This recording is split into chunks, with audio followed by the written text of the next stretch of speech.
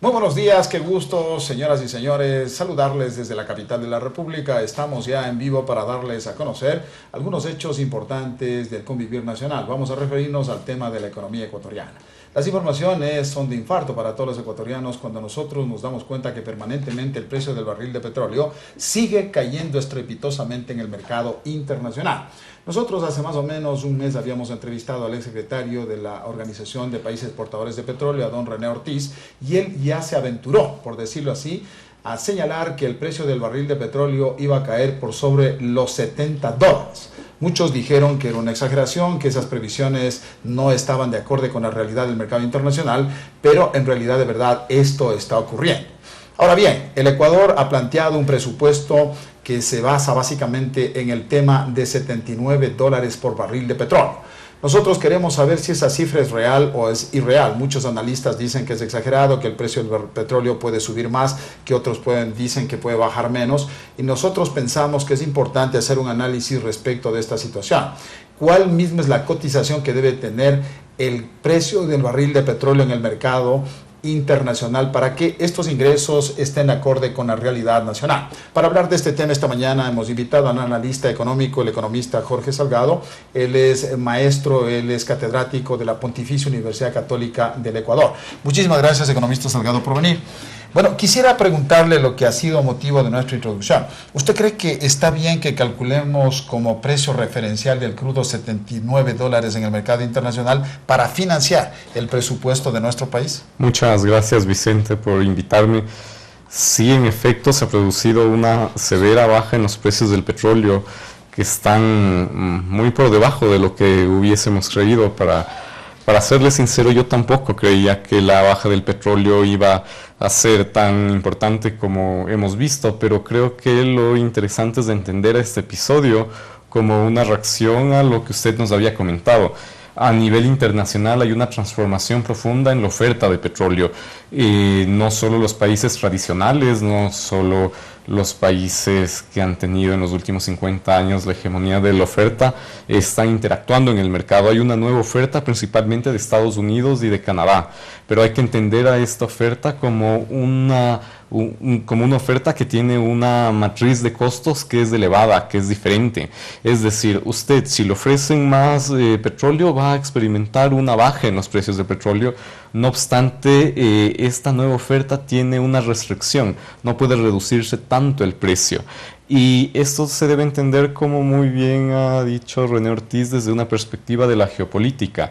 Arabia Saudí, por ejemplo, no quiere perder el liderazgo en cuanto a la oferta de petróleo, y lo que se quiere generar a una escala global son desincentivos a esta nueva oferta de hidrocarburos, ya sea de Rusia o de Estados Unidos, o de cualquier país que les pueda hacer competencia, porque tienen una matriz de costos sumamente alta. Se ha comentado a partir de expertos en el tema petrolero que los países árabes, Arabia Saudí en particular, puede reducir el precio del petróleo hasta $10 el barril. Es decir, puede ofrecer petróleo a un precio que no es competitivo. No obstante, estos son prácticas que históricamente ya han tenido experiencias. Esto se vería reflejado en una alza posterior de los precios del petróleo. Esto es un problema de liderazgo internacional, de geopolítica internacional. Lo que se quiere generar son desincentivos. Esto ya ha pasado antes. Ha pasado también en dinámicas de tratar de encontrar combustibles alternativos. Cuando el precio del petróleo está muy alto, se generan incentivos para que se pueda producir combustibles a partir de vegetales, por ejemplo, o de otra clase de insumos, ¿no? Entonces esto responde a esa lógica, a este proceso ex post, a este cambio en la estructura global de la oferta. Se quiere seguir manteniendo el liderazgo y se quiere reducir reducir los costos por debajo de los costos de producción que han tenido los Estados Unidos, por ejemplo. Ahora, en economía nosotros siempre tenemos que planificar desde el escenario más conflictivo, desde el escenario más austero, porque somos hacedores de políticas, nosotros somos responsables de prestaciones sociales y tenemos que ser muy rigurosos y no tenemos que ser confiados, no tenemos que tener estas elevadas expectativas, porque es un error. Nosotros los economistas tenemos que planificar sobre el peor de los escenarios. Esta es la realidad y por eso es que planificar en el peor de los escenarios es que en la administración del presidente Rafael Correa todos nosotros hemos visto, los ecuatorianos, cómo se administró los primeros años del régimen de Correa con un precio al barril de petróleo que era muy bueno, ¿no es cierto? Que incluso llegó a superar los $100 del barril. Pero ahora vemos que está disminuyendo la cotización del mercado, del petróleo en el mercado internacional. Volviendo a la inquietud inicial, ¿usted cree que vamos a tener problemas económicos serios? Ya el presidente de la República en la última sabatina ha mencionado de que el próximo año, el 2015, va a ser bastante duro. Lo ha dicho el presidente de la República. Claro, se están menguando los ingresos económicos del presupuesto porque ha bajado el precio del barril de petróleo, pero ¿usted cree que es realista poner en el presupuesto $79 el barril? Creo que hay una sobreexpectativa, creo que se tiene que refinar muchos de los supuestos que seguramente dentro de los ejercicios fiscales se debieron haber construido. Ahora, ¿cuál es la variable de ajuste? La variable de ajuste es la inversión pública, son casi 8.000 millones de dólares en inversión pública de un presupuesto de 36.000 millones. ¿Qué significa eso? Eso significa que nosotros no podemos dejar de pagar a la gente, lo que tenemos que hacer es desacelerar. Altos costos. Es verdad que ha crecido la infraestructura, ha crecido la institucionalidad pública como en décadas no ha ocurrido.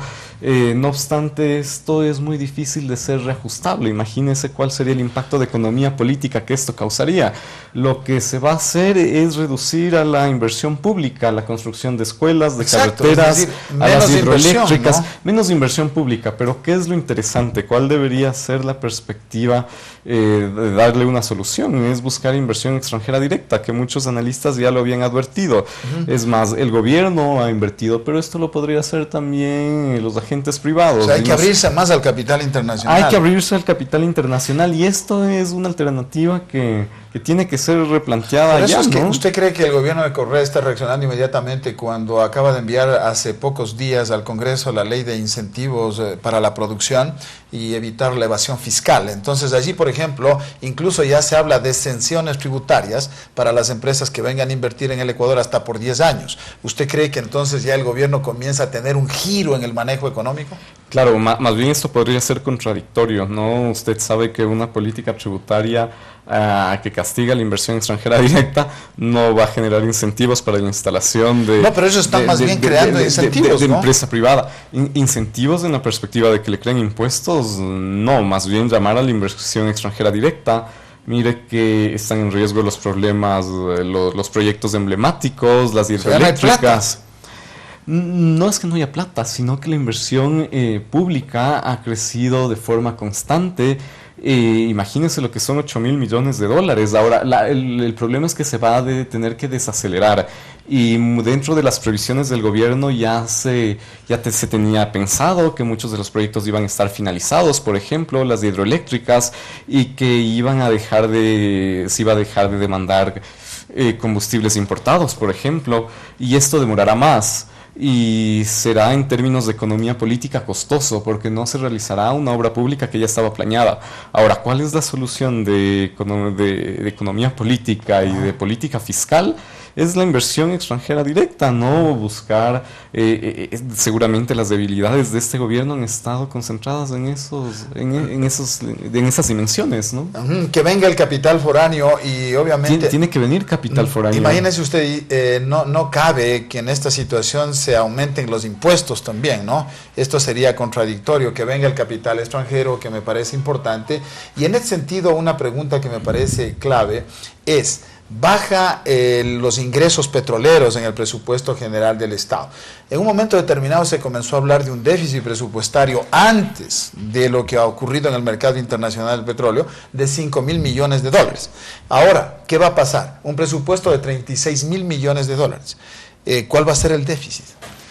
Va a aumentar en la perspectiva que no se ajusten las variables de inversión, que no se hagan otros ajustes, se va a incrementar, es aritmético. No hay plata. O sea, si los ingresos van a ser menores a los que se pensaron, la brecha va a ser más importante. Y en esa dimensión... Endeudamiento externo. En esa dimensión hay retos también de endeudamiento externo, pero mire que No ha sido fácil conseguir 5.000 millones en el anterior ejercicio fiscal. Ahora habrá más complicaciones si se quiere cubrir esa brecha sin tener que realizar ajustes profundos. Se tendrá que comenzar a trabajar desde ahora.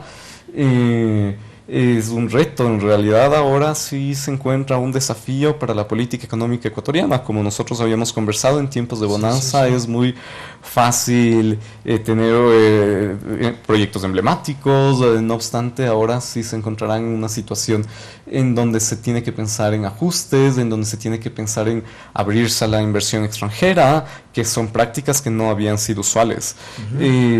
Yo creería que no es dramático, creería que esto implicaría retos para mucha de la gente que es una nueva generación de hacedores de política y que tendríamos un buen criterio para evaluarlos en esa dimensión que no han experimentado antes. En todo caso, estamos ya iniciando las Navidades y no queremos aguarles la alegría de estas fechas, pero el presidente de la República ha sido muy claro, hay que ser realista. La situación económica del país se viene bastante dura en el próximo año, es decir, en el 2015, desgraciadamente. Los precios del barril de petróleo, como hemos insistido a lo largo de esta entrevista que hemos mantenido con el economista Jorge Salgado, él es catedrático de la Pontificia Universidad Católica de Quito. Muchas gracias, Jorge, por haber venido. A propósito, hemos reiterado de que esto nos va a traer gravísimos problemas. Entonces, ahí viene la ingeniería económica. Vamos a ver qué hace la administración del presidente Rafael Correa para que el próximo año no sea tan dura como él lo ha dicho por su propia boca. Vamos con más información.